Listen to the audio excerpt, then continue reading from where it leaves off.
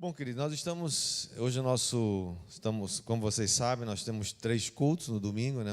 Às 10 horas da manhã, tivemos um culto muito abençoado hoje pela manhã, né? Culto das 17 horas e das 19 horas. E estamos ainda sofrendo os efeitos dessa paralisação aí, né? Dos caminhoneiros, falta de combustível, tem gente que está aí só no cheiro, né? Andando no cheiro, né? Sem querer enfrentar aquelas filas de 4, 5 horas, né? Ninguém merece, né? Mas, se Deus quiser, isso vai ser normalizado, né? Já está sendo, em nome de Jesus. Mas muita gente, né, está com essa dificuldade, enfim. Então, logo essa semana vai estar tudo normalizado em nome de Jesus, né?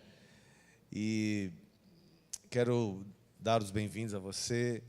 E, mais uma vez, agradecer a presença, né, de Alfredo e Ruth, são conterrâneos aí abençoados. Vieram para a reunião de Israel, que a gente ia fazer sexta-feira, mas a gente acabou precisando também cancelar por causa dessa dificuldade de locomoção, né, acho que hoje não tem mais, mas estava havendo ainda bloqueios e falta de gasolina e tanta coisa, né? Imagina o que a gasolina é, né? Gasolina move o mundo, né? Imagina. Mas, graças a Deus, tudo vai dar certo, em nome de Jesus. Isso pode nos assustar, e alguns estão falando, aliás, toda vez que se fala em dificuldades, a gente se lembra de crise. Mas crise é o que o homem vive desde que ele foi expulso do Éden. Desde que ele foi afastado do paraíso, o ser humano vive em crise. E assim vai ser até o dia de Cristo, quando Ele vier buscar a sua igreja e Ele, então, restaurar todas as coisas e todos os reinos desse mundo serão do nosso Senhor Jesus Cristo. E aí tudo vai mudar. Até lá nós vamos viver de crise em crise, mas eu gosto daquela frase que diz que quem está em Cristo não está em crise. Diga para o seu vizinho, você não está em crise. Você está em Cristo. Vamos abrir nossas Bíblias no primeiro livro dos Reis. Primeiro livro dos Reis, capítulo 17. E vamos ler a partir do versículo 1. Hoje pela manhã, né, falei um pouco sobre a necessidade da gente usar, né, esse domingo, dia de domingo, para fazer algo juntos, comer juntos, almoçar juntos, jantar juntos, fazer alguma coisa juntos, né? E também a necessidade da gente deixar de fazer algumas coisas que a gente faz no domingo. Gente que deixa usa, né, esse espaço, esse dia para estudar, para preparar relatório, fazer planejamento, fazer limpeza, fazer faxina, fazer feira, e não sei o quê, e faz não sei o que lá, né? E eu não estava nem planejando falar sobre isso, mas eu falei, escuta, gente, aproveita esse tempo, vai almoçar junto com tua célula, vai almoçar com tua família, vai almoçar com os amigos, vai fazer alguma coisa junto, para que esse negócio, desliga. Se deu o direito de fazer algo junto, fazer algo sozinho, não sozinho, mas fazer algo junto. Se deu o direito de sentar com os amigos e jogar a conversa fora, e falar de Jesus, e falar das coisas que Deus está fazendo, e falar dos sonhos, né? Depois se permita deitar naquela rede abençoada, assim, de tarde, né? Quem gosta aqui de uma redinha? Quem gosta aqui? Uma redinha, uma benção. Não sei se Jefferson e Patrícia já experimentaram assim uma rede nordestina, hein, Jefferson? Hein? Aquela redinha assim que você pendura ela assim numa esquina. Tem que ser numa esquina, entendeu? Você põe a perna para o lado de fora assim, né?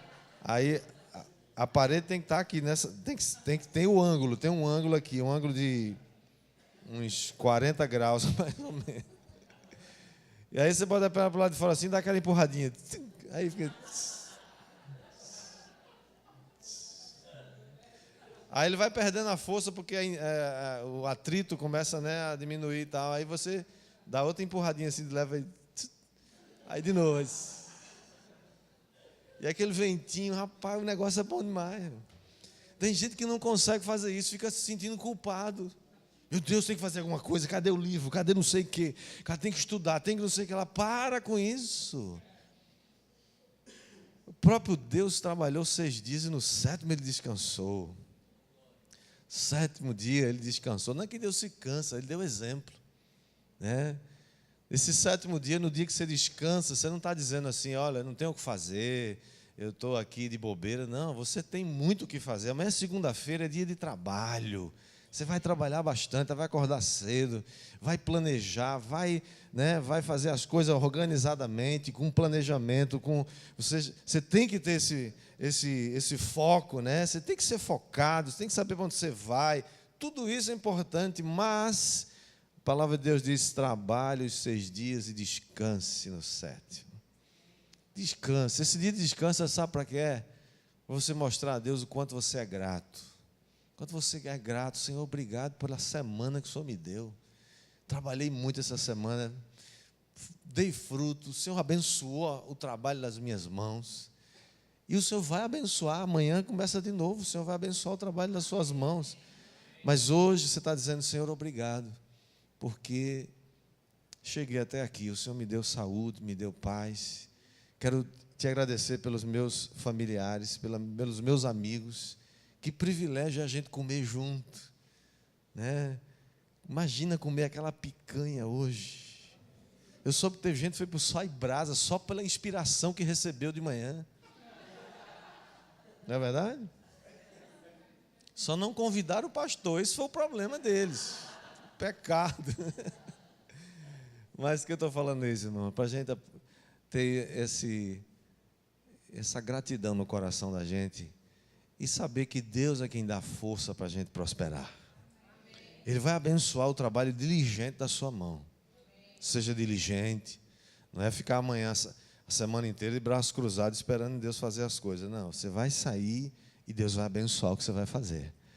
Para você declara diante de Deus: Senhor, eu te agradeço, porque o Senhor é quem nos dá força e nos dá vida para lutar, para trabalhar, para prosperar. E você vai prosperar em nome de Jesus.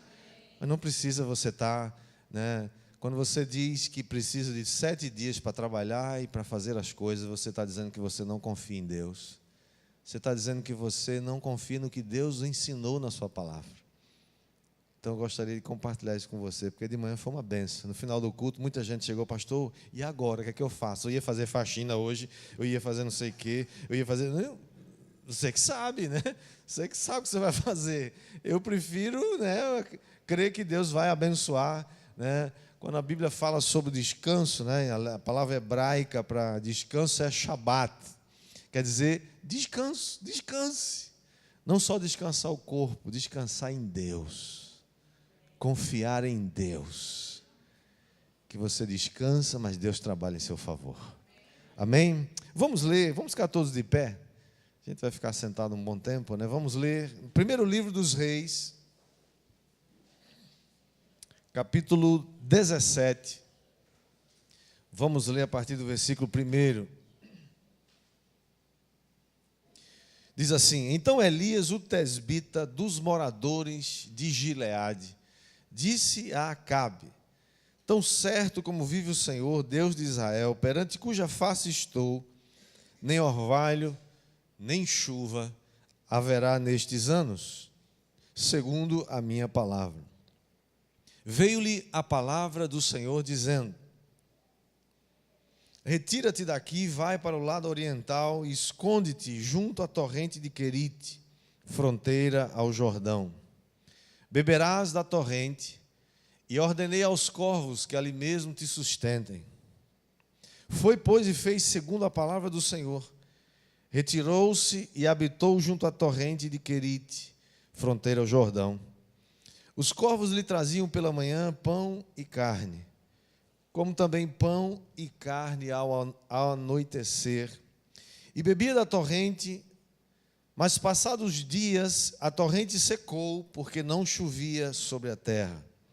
Então lhe veio a palavra do Senhor, dizendo: Dispõe-te, e vai a Sarepta, que pertence a Sidom, e demora-te ali, onde ordenei a uma mulher viúva que te dê comida. Vamos orar? Feche seus olhos, abaixa a cabeça, Pai. Te damos graças pela Tua palavra, porque é a Tua palavra. Que ela fale conosco, Espírito Santo fala conosco, nos alimente, nos ajude, nos inspire nessa tarde, Senhor. Enquanto o Senhor quebra agora toda resistência espiritual, toda ação contrária das trevas, nós manietamos agora e declaramos esse lugar livre, abençoado, energizado pelo Espírito Santo, para que nós recebamos aquilo que o Espírito Santo quer dizer à igreja hoje, em nome de Jesus. Todos dizem amém. Pode assentar, queridos.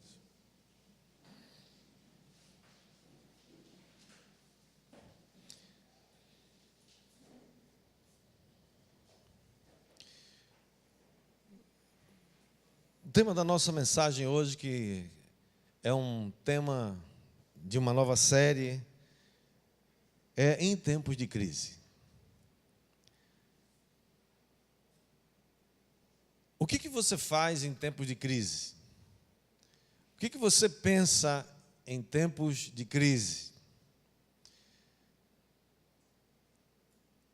Essa história que nós lemos, a história que começa com o profeta Elias, na verdade, eu creio que isso é mais do que uma história, uma saga, eu não sei por que Hollywood não descobriu ainda um enredo, uma história tão bonita, tão poderosa.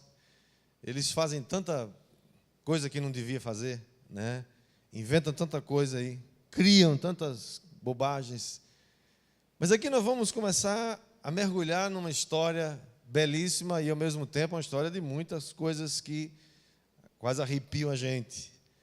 Uma história real, aconteceu por volta do ano 900, 850 anos antes de Cristo.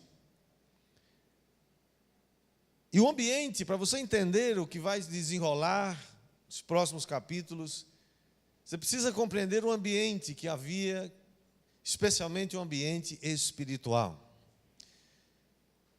Para que você compreenda o que está acontecendo no mundo, você precisa, antes de ler os jornais e antes de assistir os telejornais, aquilo que alguém acha ou alguém está interpretando os fatos, como por exemplo, você vê agora mesmo essa semana, quanta informação distorcida, truncada, desconectada, conflitante, porque cada um tem uma visão do que está acontecendo. Para você entender o que estava acontecendo aqui, você precisa ter uma visão espiritual, um discernimento do espírito. O ambiente era que havia um rei maligno, um rei depravado, chamado Acabe. Até o nome dele já é um nome acabado, né? O rei Acabe, acabe logo com isso. Ele era um rei mau, mas pior ainda era a mulher dele. Uma mulher chamada Jezabel, que ele foi buscar lá no norte de Israel, região de Sidom. E essa mulher era uma mulher terrível, uma mulher endemoniada, uma mulher que era, na verdade, uma prostituta religiosa. Ela ensinava as pessoas a se prostituírem, ela promovia a prostituição, a depravação, a imoralidade, nada diferente do que a gente está vendo hoje. A promoção da depravação como fruto, como plano maligno para destruir a nossa juventude especialmente. E essa mulher instigava todo Israel a fazer e a praticar essas coisas, a imoralidade, praticar feitiçarias, idolatrias, tudo isso disfarçado de religião. Que o diabo sempre vai encontrar alguma coisa para dissimular, alguma coisa para esconder. Ele vai planejar e vai executar alguma embalagem bonita, colorida, para esconder seu veneno e sua morte. Essa mulher, então, começou a construir templos e altares para um Deus chamado Baal. Baal era uma espécie de padroeiro de Israel naquela época, levado por essa mulher especialmente. E esse Baal, esse falso Deus, era um Deus que a ele era atribuído o poder de liberar chuvas, era o Deus da agricultura, era o Deus da prosperidade, era o Deus da chuva de um modo geral, a fertilidade e assim por diante. E é exatamente nesse ponto que Elias aparece. Elias era um profeta de Deus, e Jezabel não gostava dos profetas de Deus. Aliás, todo capiroto não gosta do profeta de Deus, porque o profeta de Deus denuncia a mentira e o engano dele. Sempre vai haver um conflito, sempre vai haver oposição, sempre vai haver disputa entre profetas e espíritos malignos, porque os profetas veem aquilo que muita gente não vê. Profetas veem com olhos espirituais e denunciam. E aí os capirotos não gostam, porque eles querem se manter escondidos. Jezabel criou e alimentava também um grupo de falsos profetas, porque todo poder precisa manipular alguém. É da natureza, da natureza do homem caído querer manipular e controlar os outros. E essa mulher, Jezabel, então criou esse grupo de profetas, falsos profetas. Quando você vê lá no confronto do Monte Carmelo, você vê que ali em Samaria haviam 450 profetas de Baal e mais 400 profetas de Azera ou de Azerá, um outro deus falso também. Esses profetas comiam na mesa de Jezabel. Todos eles tinham salários do governo, tinham bolsas do governo, todos eles tinham comissões do governo, DAS do governo e outros negócios aí que eu não sei os nomes. Todos eles eram assalariados para dizer aquilo que Jezabel queria que eles dissessem. Você pensa que manipulação da imprensa, da mídia, da TV, dos jornalistas, isso é uma coisa do século XXI? Não, Jezabel já fazia isso muito bem. Ela compra. Deixa eu falar uma coisa aqui para você. Eu não vou citar nomes, é claro. Estamos gravando, eu não vou dar ibope para... Mas não se engane. A imensa maioria da imprensa, a imensa maioria das mídias não dão notícia, vendem notícia. Eles sabem como manipular a verdade. Eles não têm compromisso com a verdade. Eles têm compromisso com quem paga mais. Infelizmente, essa é a realidade. Então, toda vez que você ouvir uma notícia de um órgão de imprensa, uma TV, um jornal, um jornalista, você precisa conhecer a fonte. Porque a maioria delas é fonte contaminada, é fonte de gente que não tem compromisso com a verdade. Por isso que eles estão matando pessoas, assassinando pessoas, a reputação das pessoas, destroem pessoas ao seu bel prazer. Porque eles estão fazendo negócios, eles não estão dando notícias, só para você ficar esperto. Jezabel fazia isso muito bem. Por isso ela mantinha essa enorme quantidade de profetas falsos para que eles profetizassem aquilo que ela queria, aquilo que ela desejava. É nesse ambiente que surge o profeta Elias. No ambiente da atuação desse espírito maligno. E olha, irmãos, esse espírito maligno é tão violento, tão poderoso, um bicho tão feio, uma coisa tão terrível, que ele é mencionado quase 1000 anos depois que Jezabel morreu, lá na igreja de Tiatira, quando Jesus faz aquelas avaliações da igreja e diz para a igreja de Tiatira: eu tenho contra vocês um problema, é que vocês toleram essa mulher chamada Jezabel, que ensina os seus filhos a se prostituírem e a comerem das coisas sacrificadas aos ídolos. Olha o poder, você entender que não é mais Jezabel, ali já é um espírito maligno.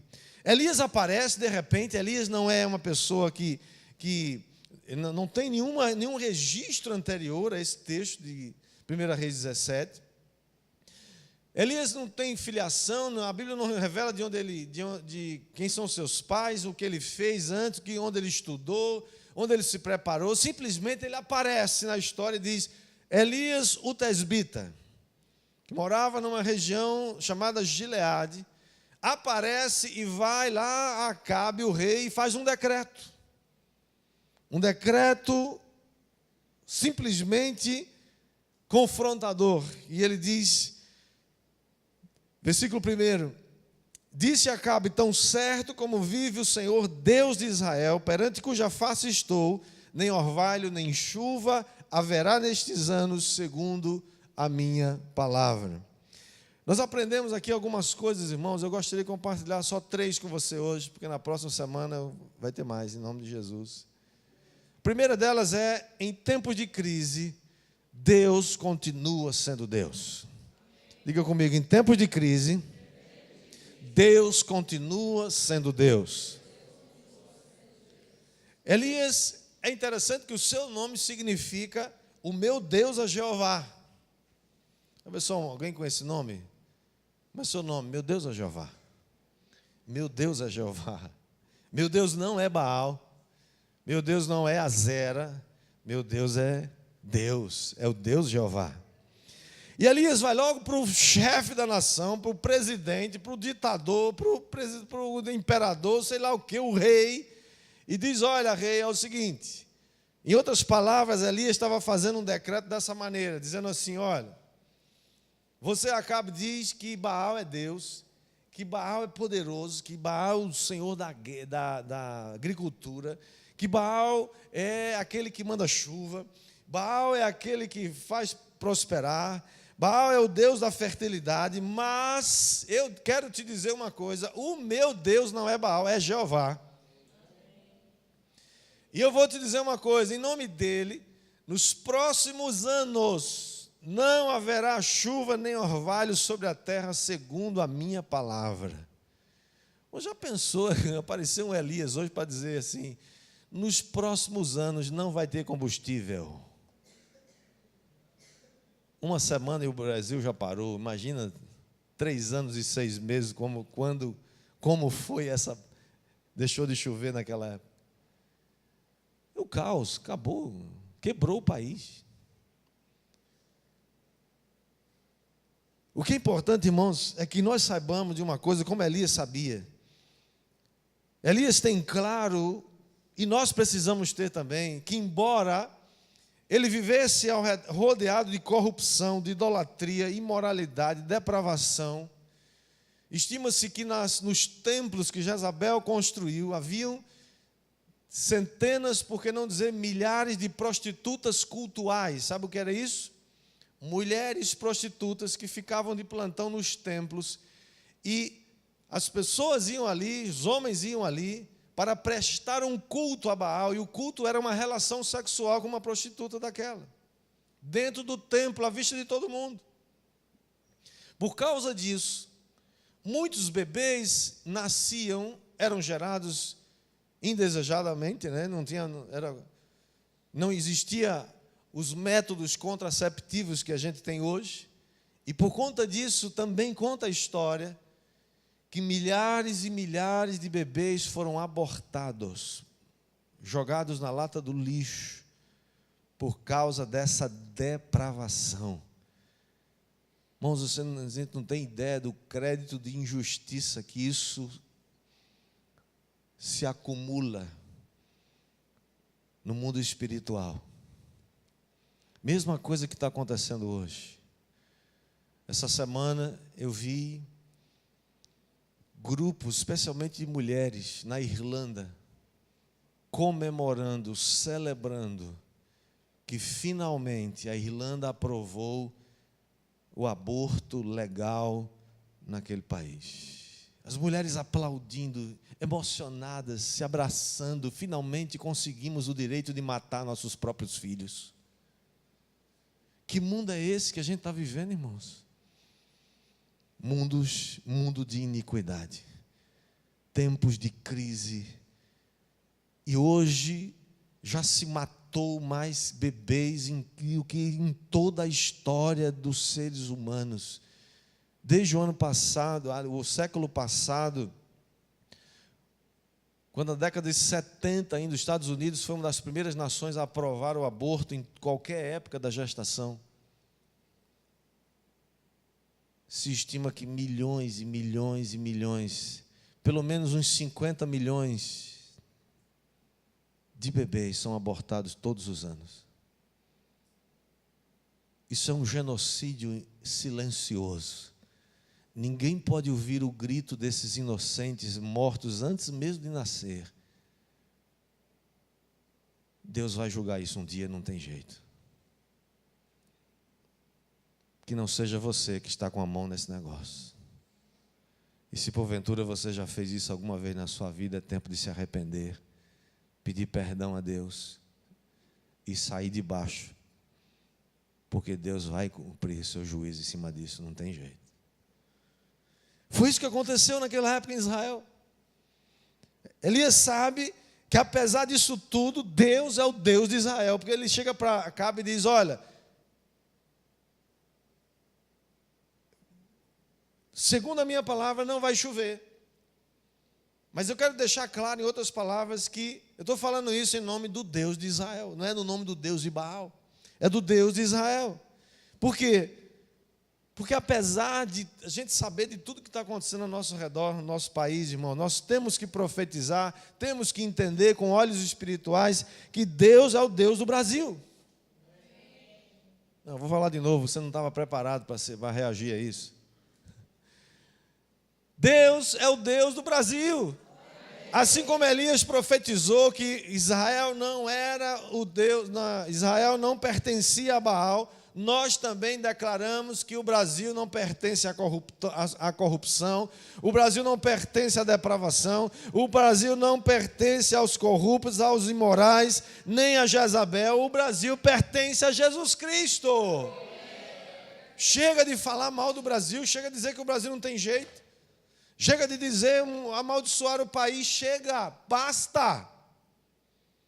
Deus continua sendo Deus do Brasil, Deus continua sendo Deus da sua vida, Deus continua sendo Deus da sua família, diga amém. Nós precisamos discernir isso espiritualmente. Como diz 1 Coríntios capítulo 2, versículo 14, diz que o homem natural não aceita as coisas do Espírito de Deus, porque lhes são loucura e não pode entendê-las, porque elas se discernem espiritualmente. Para você saber o que está acontecendo no Brasil agora, precisa discernir espiritualmente. Talvez você não tenha ideia do livramento que Deus está dando ao Brasil hoje. Essa semana Deus se manifestou mais uma vez, poderosamente na nossa nação.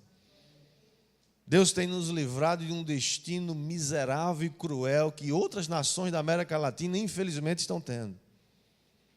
Que Deus tenha compaixão da nossa terra e do nosso povo e tenha compaixão dessas nações da América Latina também. Quem vai dizer amém comigo?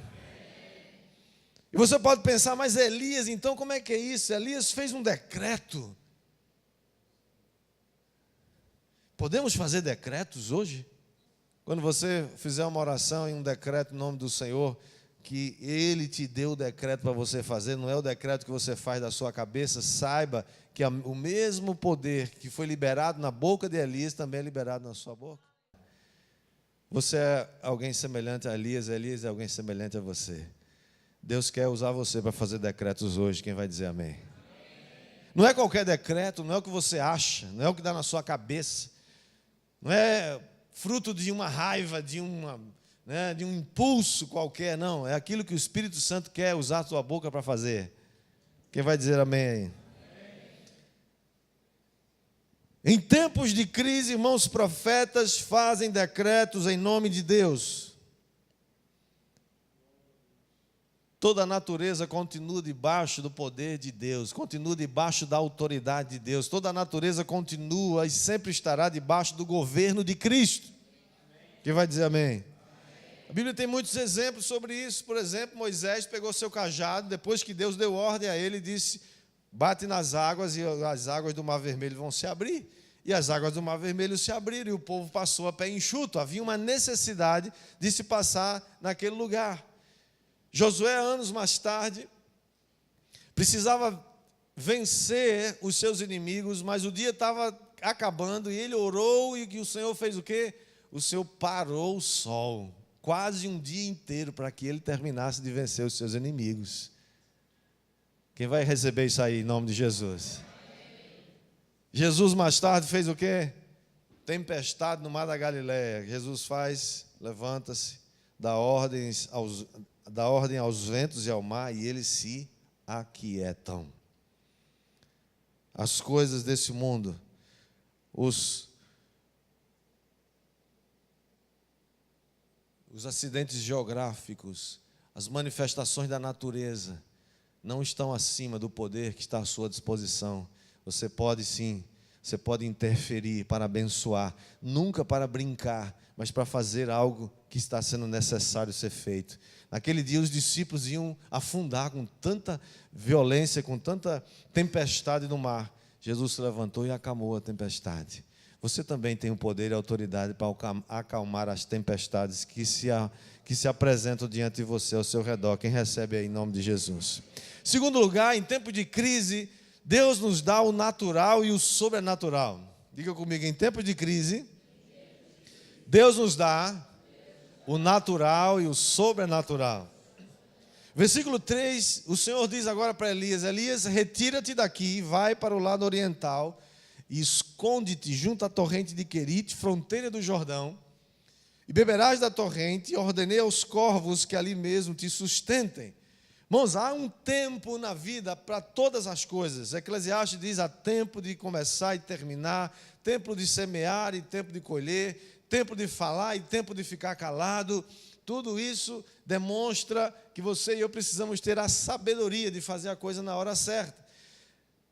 Houve um tempo de Elias dizer para Acabe: olha, vai acontecer assim, nos próximos anos não vai ter chuva, seu Deus Baal não vai ter poder nenhum para mudar essa situação. E uma guerra de altares começou a acontecer ali naquele momento. E é claro que quando você determina, quando você abençoa, ou quando você decreta algo que começa a interferir nas articulações de Satanás na terra, ele não vai ficar muito satisfeito com isso. Você manda bomba para ele, ele não devolve flores para você. Ele vai querer devolver bombas. Mas não se preocupe, Deus sabe de antemão o que vai acontecer. Deus sabia que a partir daquele momento, quando Elias fez um decreto e destronou Baal, que era um principado espiritual que dominava a mentalidade daquele povo naquela época, Deus sabia que Elias, a partir daquele momento, ia ser caçado como um animal. E assim acontece, Acabe vai por todo lugar do mundo tentando encontrar cadê Elias para acabar com ele. Porque o nome dele já é Acabe, né? Mas Deus sabendo de antemão, Deus sabe, irmãos, Deus sabe. Confia no Senhor, querido, confia. Ele vai cuidar de você, está cuidando de você. Quem recebe aí, quem recebe o cuidado de Deus aí na sua vida? Deus sabia e disse: Elias, sai daqui, esconde, vai para lá. Eu vou te esconder, ninguém vai te achar. Se você consegue todo dia ficar escondido no esconderijo do Altíssimo, não tenha medo de nada. Deus sabe o que fazer com você. Deus sabe como escondê-lo. Deus sabe como torná-lo invisível ao mundo espiritual. Amém ou não amém? E Elias então obedece, vai, se esconde à margem, junto ao ribeiro de Querite. E ali naquele lugar, escondido, sozinho, Elias tem muito tempo para ouvir a voz de Deus. Uma das coisas mais tremendas que a gente pode ter na vida, irmãos, é essa graça, habilidade, a sensibilidade de ouvir a voz de Deus. Ali, Elias experimenta o natural, mas experimenta também o sobrenatural de Deus. O que era o natural ali? Era o ribeiro. O ribeiro é um acidente geográfico que Deus criou, faz parte da sua criação, e eles correm lá, dependendo do tempo. No inverno chuvoso, corre mais rápido, ou mais água. Na estação seca, ele tem menos água, até seca, mas é algo natural. Portanto, o ribeiro de Querite, na vida de Elias, ali foi o natural, mas havia também a necessidade do sobrenatural. Ali naquele lugar, Elias não podia plantar nem colher. Naquele lugar, Elias não tinha como ser capaz de se sustentar sozinho. Nessas horas, Deus também faz o sobrenatural acontecer. O Senhor diz: eu dei ordens aos corvos para que te sustentem. Você já viu alguém ser sustentado por corvos? Pode soltar aí natural e sobrenatural. Pode colocar os dois.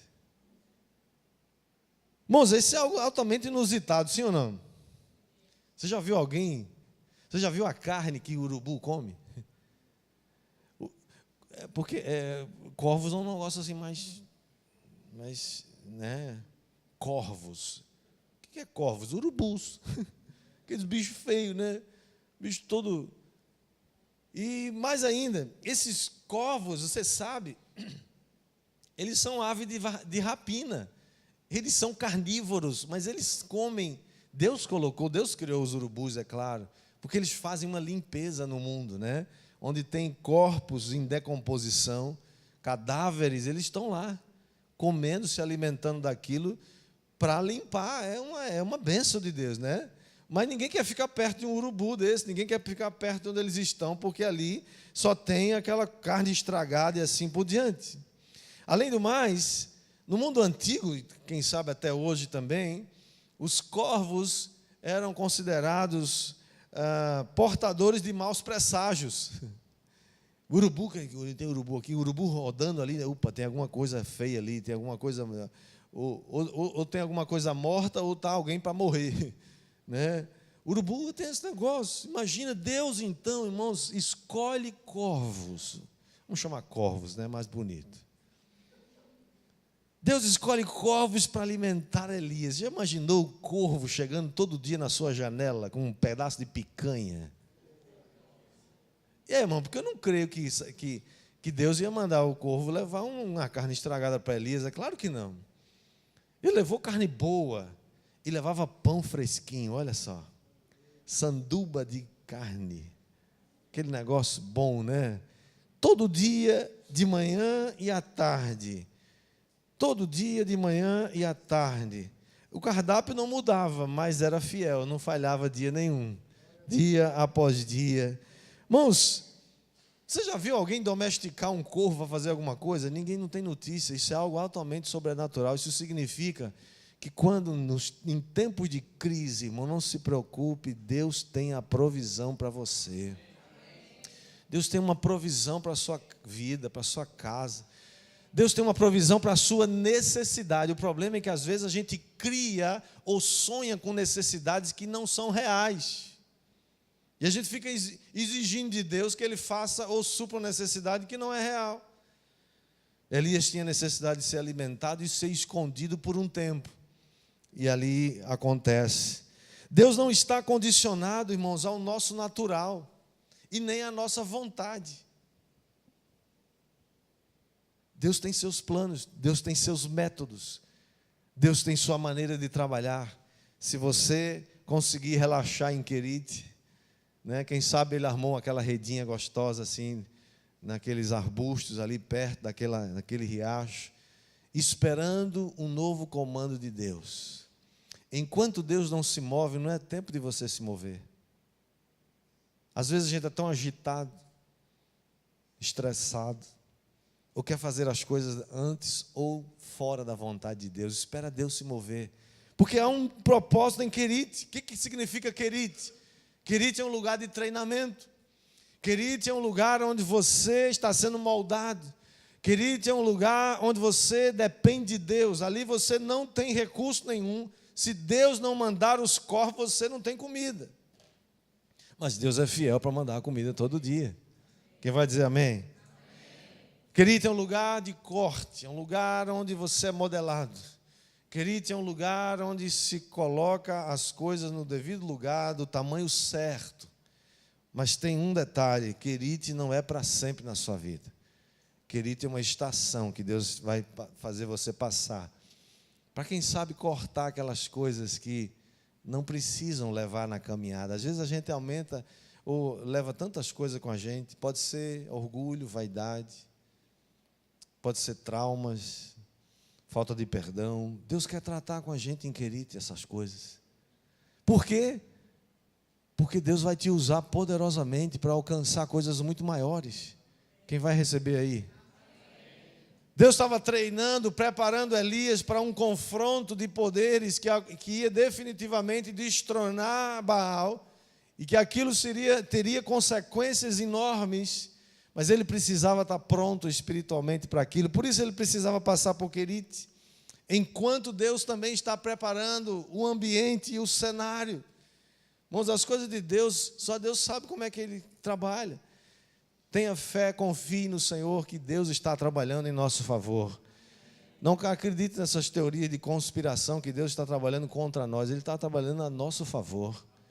Ele está trabalhando a seu favor. Ah, você podia se empolgar mais com isso. Deus está trabalhando em seu favor e você não se manifesta. Não dá um grito, faz alguma coisa, faz algum barulho.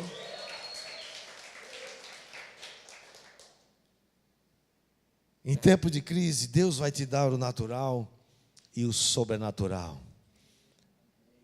Mas por último, em tempo de crise, esteja atento à mudança de estação. Diga comigo, em tempo de crise, esteja atento à mudança de estação. Versículo 7 diz que passados alguns dias a torrente secou, porque não chovia sobre a terra. Então disse o Senhor outra vez: escute, porque Deus vai dar um novo comando. Você não vai ficar em Querite para sempre. Há uma hora de sair de Querite. E qual é a hora de sair de Querite? Não é a hora que o ribeiro seca. Às vezes a gente fala assim, o ribeiro secou, agora eu tenho que sair agora, vou para onde? Aliás, eu acho que eu não ouvi nem Deus. Deus me mandou para Querite, eu estou aqui, o riacho secou, e agora? Eu acho que eu não ouvi, estou errado, vou voltar. E começa, não, calma, não é hora de você sair para canto nenhum enquanto não ouvir Deus falar com você. O ribeiro secou, beleza, calma. Deus fala então, dispõe-te agora, Elias, e vai a Sarepta, que pertence a Sidom. E demora-te ali onde eu ordenei uma mulher viúva que te dê comida. Irmãos, agora o negócio ficou estreito mais ainda. Se antes ele tinha um ribeiro e tinha corvos, coisa sobrenatural acontecendo, agora Deus diz, eu vou te levar para uma viúva que vai te dar comida numa seca dessa. Nossa, porque o que Elias ia fazer, que Deus ia usar Elias para fazer, precisava de mais uma estação. Querite só não era suficiente. Deus quer nos levar a estações onde Ele vai nos treinar de forma tão tremenda. Que coisa maravilhosa é ser treinado pelo Senhor. A nossa vida é feita então de estações. A estação de Querite na vida do profeta Elias havia terminado. E agora para onde é que ele vai? Deus está dando a direção. Em outras palavras, Deus estava dizendo a Elias assim, Elias, agora eu vou te levar para fora dos termos de Israel. Sidom era uma região ao norte de Israel, fora da terra de Israel. E de quem era ou de onde era Jezabel? De Sidom. Quem era Jezabel? Uma mulher. Deus leva Elias para a terra de Jezabel para ser alimentado por uma mulher viúva.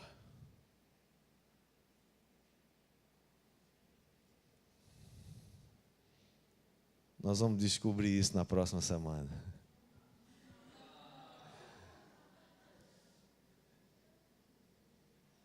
Mas deixa eu dar uma palhinha para você.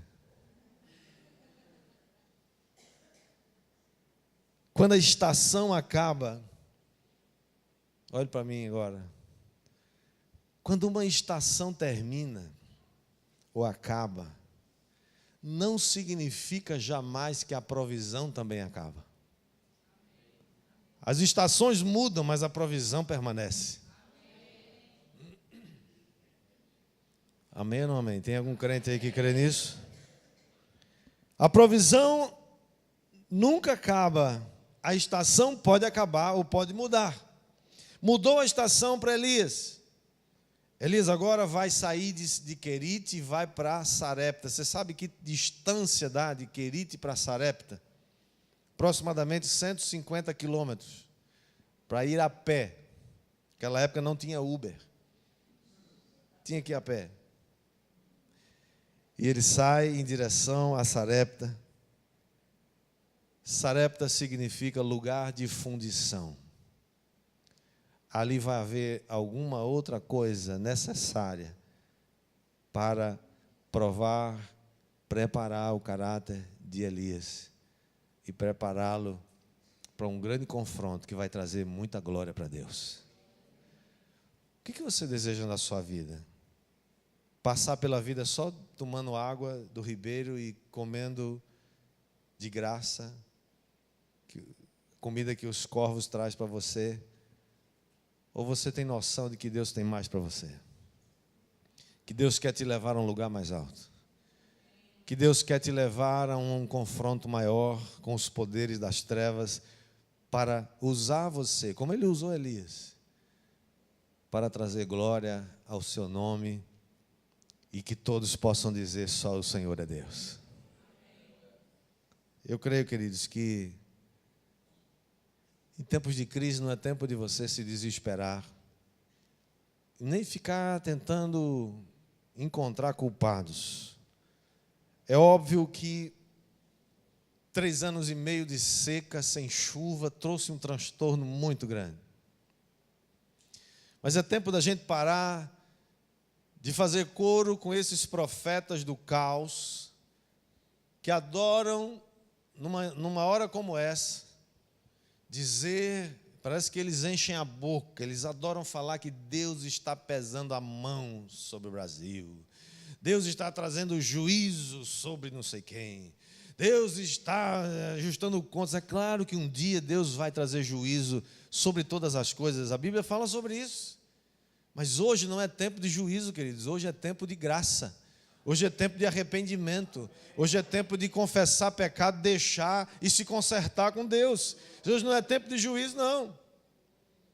Agora, até os juízos de Deus são juízos de misericórdia para abençoar a terra.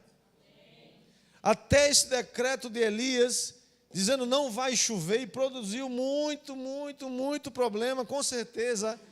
É muito mais misericordioso do que deixar o povo de Israel e a terra nas mãos de Acabe e de Jezabel. A destruição que eles estavam promovendo é muito pior e muito mais danosa. Portanto, de longe, os efeitos colaterais de uma seca como aquela são quase nada diante do estrago que aquele povo, que aquele rei, que aquela rainha estavam fazendo. E não se compara à glória que Deus recebeu quando aquele principado foi destronado. Portanto, nossa mentalidade tem que ser diferente. Podemos fazer coro. Eu recebi essa semana um monte de áudios que eu nem escuto aquilo. Às vezes pessoas tão confiáveis, pessoas tão, pastores até às vezes, que se unem nessa coisa de falar mal do país, dizer que Deus me revelou, e vem aquela áurea do profeta, né? Deus me falou que vai. Eu não estou dizendo que Deus não falou, eu nem conheço essas pessoas, e eu não quero julgar essas pessoas que eu não conheço, eu estou julgando a profecia, como a Bíblia manda a gente fazer. A minha Bíblia diz que Deus não tem prazer no juízo, tem prazer na misericórdia. E é isso que nós vamos clamar. E é isso que nós vamos profetizar. Deus está sendo misericordioso com o nosso país. Deus está sendo misericordioso com a sua família, com a sua casa, com você. Porque se dependesse dos nossos pecados, a gente já tinha sido fulminado faz tempo. Mas por causa da graça, nós podemos dizer que em tempos de crise nós continuamos crendo que Deus está no controle de todas as coisas. Deus continua sendo Deus. Em tempos de crise, Deus vai nos dar o necessário, seja natural, seja sobrenatural, Ele vai nos dar a provisão que precisamos. Quem vai dizer amém? Tempos de crise,